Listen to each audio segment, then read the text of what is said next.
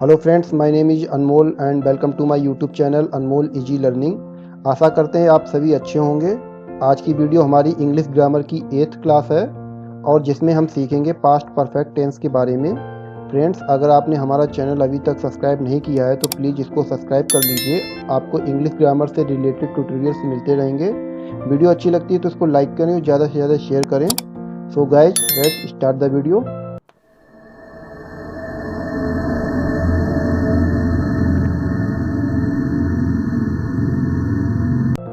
Friends, सबसे पहले हम पास्ट परफेक्ट टेंस की परिभाषा के बारे में जानते हैं। पास्ट परफेक्ट टेंस का उपयोग ऐसी घटनाओं के लिए किया जाता है जो अतीत में हुई हैं अथवा पूरी तरह से खत्म हुई थी।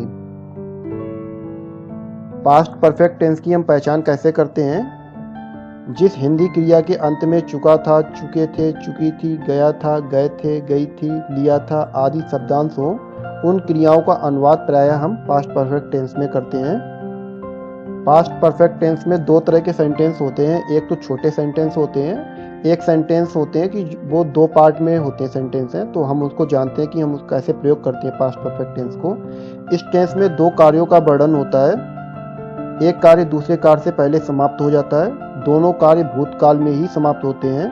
पहले समाप्त होने वाले कार्य को अंग्रेजी में अनुवाद करते समय प्रत्येक सब्जेक्ट के साथ हेड लगाकर वर्ब की थर्ड फॉर्म का यूज करते हैं। बाद में समाप्त होने वाले कार्य को पास्ट इंडेफिनिट टेंस में लिखते हैं। पास्ट इंडेफिनिट टेंस के बारे में हम पहले वीडियो में बता चुके हैं। अगर आपने हमारी वीडियो नहीं देखी है तो लिंक आपको डिस्क्रिप्शन में मिल जाएगा। इसको उदाहरण से समझते हैं। पहला सेंटेंस है, मेरे स्टेशन पहुंचने से पहले गाड़ी छूट चुकी थी। आप इस सेंटेंस में देखेंगे कि यहाँ पे दो कार्य हो रहे हैं। पहला है मेरे स्टेशन पहुंचने से है और दूसरा है गाड़ी छूट चुकी थी। तो एक सेंटेंस के अंदर दो कार्य दिए हुए हैं, यानी दो पार्ट में एक सेंटेंस दिया हुआ है। जैसा कि हमने रूल में बताया हुआ है कि पहले समाप्त होने वाले कार्य को अंग्रेजी में अनुवाद करते समय सब्जेक्ट लगाते हैं, फिर हेड लगाते हैं, वर्ब की थर्ड फॉर्म का यूज करते हैं। तो इस सेंटेंस को हम कैसे बनाते हैं? The train had left before I reach the station. इस तरीके सेंटेंस बनाएंगे। दूसरा सेंटेंस है, तुम्हारे खाने के बाद मैंने खाया था। तो I ate after you had eaten. इस तरह के सेंटेंसों को आगे वीडियो में डिटेल में जानेंगे। इसमें कुछ और भी रूल हैं, हम उसको आगे जानते हैं। यदि वाक्य में पहले या पूर्व शब्द आए तो वाक्य के अंतिम खंड की अंग्रेजी पहले लिखते हैं तथा उसे पास्ट परफेक्ट टेंस में लिखते हैं, और बिफोर के बाद में पहले भाग की अंग्रेजी लिखते हैं तथा उसे पास्ट इंडेफिनिट टेंस में लिखते हैं। यदि सेंटेंस में बाद या पश्चात शब्द आए तो वाक्य के अंतिम खंड की अंग्रेजी पहले लिखते हैं तथा उसे पास्ट इंडेफिनिट टेंस में लिखते हैं, और आफ्टर के बाद में पहले भाग की अंग्रेजी लिखते हैं तथा उसे पास्ट परफेक्ट टेंस में लिखते हैं। तो यहाँ पे आप देखेंगे कि जो पहला रूल दिया हुआ है, यदि वाक्य में पहले या पूर्व शब्द आए तो उस वाक्य की अंग्रेजी जो है, जो अंतिम खंड जो होता है उसकी अंग्रेजी हम पहले लिखते हैं। तो इस सेंटेंस से मैं आपको बताना चाहूँगा, मेरे स्टेशन पहुँचने से पहले, यहाँ पे पहले आया हुआ है, उसके बाद गाड़ी छूट चुकी थी, यानी ये अंतिम खंड हो गया, यानी सेकेंड पार्ट हो गया इसका है। इसकी अंग्रेजी जो है वो पहले हम लिखेंगे। तो हमने इसकी अंग्रेजी पहले लिखी थी, द ट्रेन हैड लेफ्ट, इसकी हमने अंग्रेजी पहले लिखी थी। उसके बाद जो पहला खंड है यानी पहला पार्ट है उसकी अंग्रेजी हम लिखते हैं, उसे हम पास्ट इंडेफिनिट टेंस में बनाते हैं। इसीलिए हमने सेंटेंस को बनाया था, the train had left before I reach the station. और दूसरा सेंटेंस दिया हुआ था कि यदि वाक्य में बाद या पश्चात शब्द आए तो वाक्य के अंतिम खंड की अंग्रेजी पहले लिखते हैं, उसे पास्ट इंडेफिनिट टेंस में लिखते हैं, और आफ्टर के बाद में पहले भाग की अंग्रेजी लिखते हैं तथा उसे पास्ट परफेक्ट टेंस में लिखते हैं। तो यहाँ सेंटेंस देखेंगे, तुम्हारे खाने के बाद, यहाँ पे बाद आया है, मैंने खाया था। तो इस सेंटेंस को जो हम बनाएंगे पास्ट इंडेफिनिट टेंस में बनाएंगे, आई एट, फिर आफ्टर हम लगाएंगे, और जो पहला खंड दिया है तुम्हारे खाने के बाद लिखा है तो यू हैड ईटन, तो इसको हम पास्ट परफेक्ट टेंस में लिखते हैं जैसा कि रूल में हमने दिया हुआ है। इसको हम डिटेल में आगे जानेंगे वीडियो में। Types of past perfect tense ये 4 तरह के होते हैं। पहला होता है अफर्मेटिव सेंटेंस, जिसको सकारात्मक वाक्य कहते हैं। दूसरा होता है निगेटिव सेंटेंस, जिसको नकारात्मक वाक्य कहते हैं। तीसरा होता है इंटेरोगेटिव सेंटेंस, जिसको प्रश्नवाचक वाक्य कहते हैं। और लास्ट जो है वो निगेटिव इंटेरोगेटिव सेंटेंस है, जिसको नकारात्मक प्रश्नवाचक वाक्य कहते हैं। अब इनके बारे में वन बाय वन हम जानेंगे। पहला जो है वो अफर्मेटिव सेंटेंस है, जिसको सकारात्मक वाक्य कहते हैं। इसको बनाने का जो स्ट्रक्चर होता है, सबसे पहले सब्जेक्ट लगाते हैं, उसके बाद हेड का प्रयोग करेंगे, क्रिया जो वर्ब होती है उसका थर्ड फॉर्म का हम यूज करते हैं, फिर हम ऑब्जेक्ट लगाते हैं। सिंपल सेंटेंस इसके हैं, जैसा कि मैंने आपको पहले बताया था, इसमें छोटे सेंटेंस होते हैं और एक सेंटेंस बड़े सेंटेंस होते हैं, जो दो पार्ट में सेंटेंस होते हैं, यानी दो खंड में होते हैं। तो ये छोटा सेंटेंस है, मैं स्कूल गया था, तो इसको हम बनाएंगे I had gone to school, यानी सब्जेक्ट जो है वो मैं है, और यहाँ पे सब्जेक्ट के बाद हम हैड का प्रयोग करेंगे, तो हमने हैड लगाया है। वर्ब की थर्ड फॉर्म गो की थर्ड फॉर्म गॉन होती है, तो हमने उसको लगाया फिर टू स्कूल। इसी तरीके से दूसरा सेंटेंस है, तुम कल बाजार गए थे, you had gone to the market yesterday. तीसरा सेंटेंस है, वे पैसे भूल गए थे, तो they had forgotten the money. अब जो चौथा सेंटेंस इसमें दिया गया है अफर्मेटिव का, बच्चों के आने से पहले माता जी ने खाना बना लिया था। तो आप इस सेंटेंस में देख रहे हैं कि सेंटेंस में दो एक्टिविटी हैं, यानी दो कार्य हैं, यानी दो भाग में सेंटेंस है कि बच्चों के आने से पहले माता जी ने खाना बना लिया था। तो हमने जैसा कि पहले रूल में बताया हुआ था, तो अगर सेंटेंस में पहले शब्द आता है तो जो सेकंड जो पार्ट होता है, सेकंड खंड होता है, जैसे माता जी ने खाना बनाया था, इसको सबसे पहले हम बनाते हैं और इसको हम पास्ट परफेक्ट टेंस में बनाते हैं, और जो पहला खंड होता है उसको हम बाद में बनाते हैं और जिसको हम पास्ट इंडेफिनिट टेंस में बनाते हैं। तो हम इसको बनाएंगे दी मदर, फिर हमने हैड लगाया हुआ है, वर्ब की थर्ड फॉर्म कुक्ड लगाई है, दी फूड, बिफोर। अब इस सेंटेंस को हम बनाएंगे पास्ट इंडेफिनिट टेंस में, before the children came, second form हमने लगाई हुई है, चिल्ड्रन हमारा सब्जेक्ट है और केम। तो इस तरीके से हम सेंटेंस बनाते हैं। अफर्मेटिव सेंटेंस के बाद में जो सेंटेंस है वो निगेटिव सेंटेंस है, जिसको नकारात्मक वाक्य कहते हैं। इसको बनाने का जो स्ट्रक्चर है, सबसे पहले हम कर्ता लगाते हैं, सब्जेक्ट लगाते हैं, फिर हेड का प्रयोग करेंगे, उसके बाद नॉट को हम ऐड करते हैं, इसमें भी क्रिया की थर्ड फॉर्म होती है, देन ऑब्जेक्ट को हम यूज करते हैं। पहला सेंटेंस है, मैं स्कूल नहीं गया था, तो सब्जेक्ट इसमें जो है वो मैं है, तो हमने आई का प्रयोग किया हुआ है, उसके बाद हेड का प्रयोग किया है, फिर नॉट का प्रयोग किया हुआ है। वर्ब की थर्ड फॉर्म गॉन है, तो गॉन हमने लगाई हुई है, गो की थर्ड फॉर्म गॉन होती है, उसके बाद टू स्कूल। तो इस तरीके सेंटेंस बनेगा। दूसरा सेंटेंस है, तुम कल बाजार नहीं गए थे, तो you had not gone to the market yesterday. वे पैसे नहीं भूले थे, they had not forgotten the money.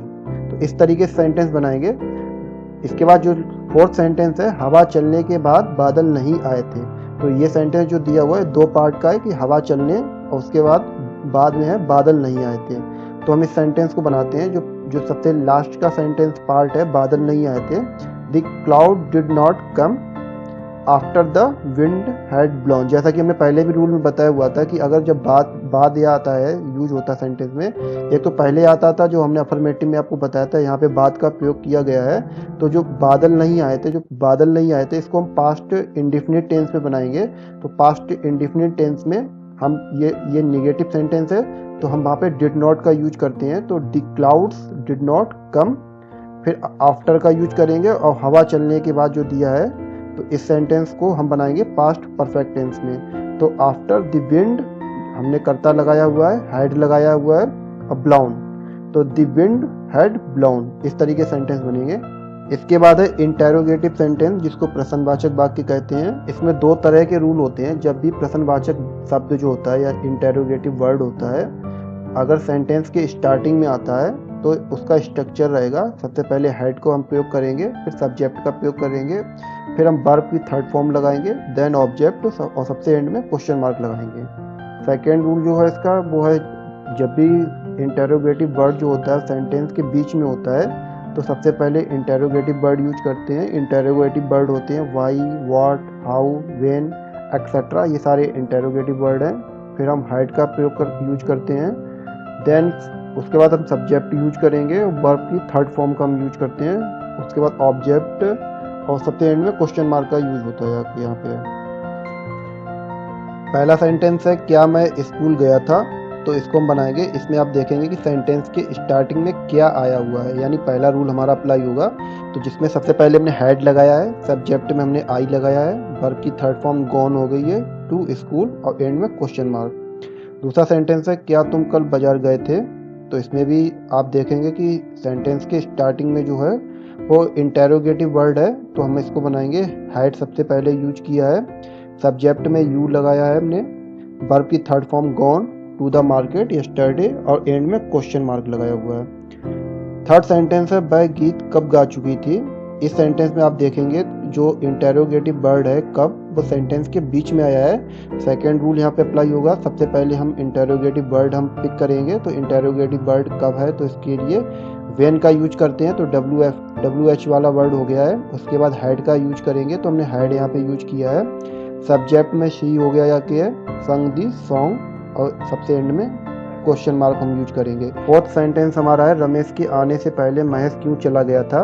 तो इस सेंटेंस में दो पार्ट दिए हुए हैं। रमेश के आने से पहले महेश क्यों चला गया था, पहले आया हुआ है, तो सबसे पहले जो सेकंड पार्ट है महेश क्यों चला गया, इसकी पहले हम इंग्लिश बनाते हैं और इसकी इंग्लिश हमारी पास्ट परफेक्ट टेंस में बनेगी। और जो पहला पार्ट है रमेश के आने से पहले, इसको हम पास्ट इंडेफिनिट में बनाएंगे, क्योंकि ये क्वेश्चन वर्ड है यहाँ पे दिया हुआ क्यों, सेंटेंस के बीच में आया है, तो ये सेकंड रूल हमारा अप्लाई होगा।